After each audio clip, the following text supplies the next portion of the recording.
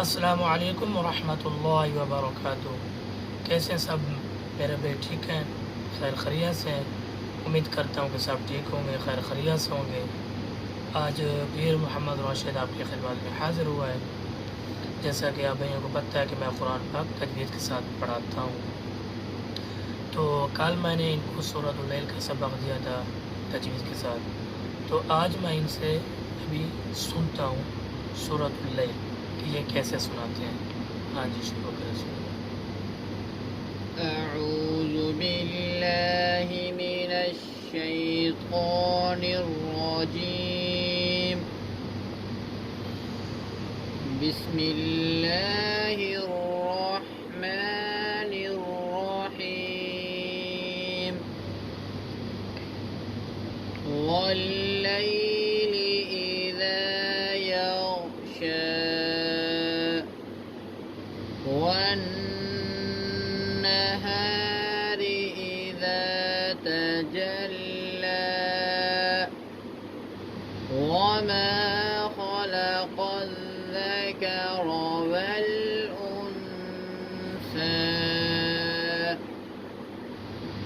إن سعيكم لشتى فأما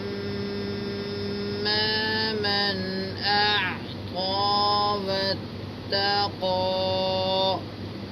وصدق بالحسنى فسنيسره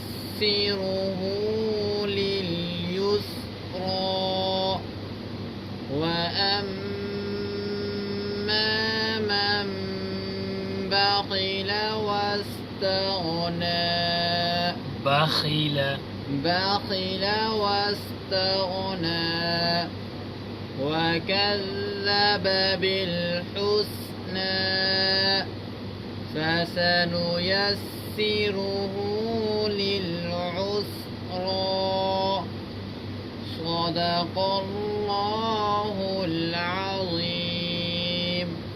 माशाअल्लाह जी, बहुत अच्छे। तो अब दूसरे लड़के से सुनते हैं। अऊज़ु बिल्लाहि मिनश शैतानिर रजीम। बिस्मिल्लाहिर रहमानिर रहीम। वल्लैलि इज़ा यग़शा वन्नहारि इज़ा तजल्ला वमा खलक़ الذكر والأنثى